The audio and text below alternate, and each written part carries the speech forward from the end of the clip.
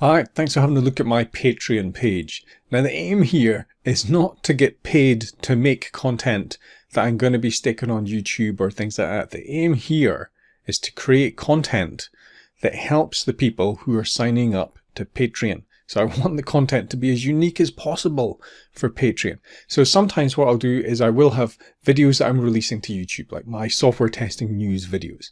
But what I am doing is I'm going through each of the news stories and I'm looking at them in terms of lessons learned for software testing, what we can learn from it. Because the reason that we stay up to date is so that we can keep learning, we can take inspiration from what's happening. I'm trying to put out content that you can use to keep learning and keep advancing, because that's really what we constantly have to do as testers. And I want the Patreon community in here to be a set of people who are trying to improve, trying to make themselves better. So I'm actually going to be cutting back on some of the videos that I make on YouTube as a result of this, because I got the FizzBuzz TDD video. But then I looked at how can I do FizzBuzz from an acceptance test perspective still within JUnit. That's a Patreon exclusive. And then I've gone behind the scenes. What are the more thought processes for this? Because I want to pass on as much information as possible and respond to the needs of the people in there. So if people are learning how to be managers for the first time, we'll have Patreon posts around that. If people are trying to do automated execution from APIs or through the GUI, or they want to get better exploratory testing, or they want to learn test techniques in more detail, there's the kind of content that we can create on Patreon if that's the kind of things that people want to do. And we'll find some of that out in the monthly Q&A sessions so that we can get a much more dynamic interaction with a Q&A process for what people want.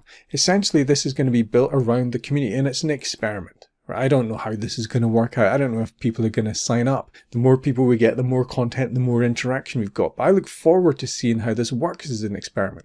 Because if people are interested in improving themselves as software testers, this is a good place to be, because this is what I try and do all the time, and I want to help people do. So if you are interested in improving your software testing, and you are actively working on it, and you are practicing, and you want more information and more hints and more tips, and you want a place where you can ask questions or be provoked into thinking about the news stories of the day or other ways of testing, I think that's the kind of thing that we will be doing in this. If you pledge, you can see the content that's there, you can see if we're creating the right kind of things, then you have a chance to influence what we're doing, and we can tailor this for the people who are actually patrons of this page.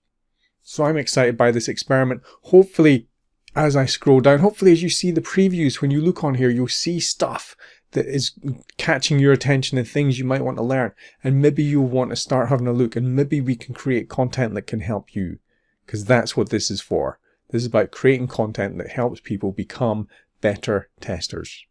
Thanks very much for watching.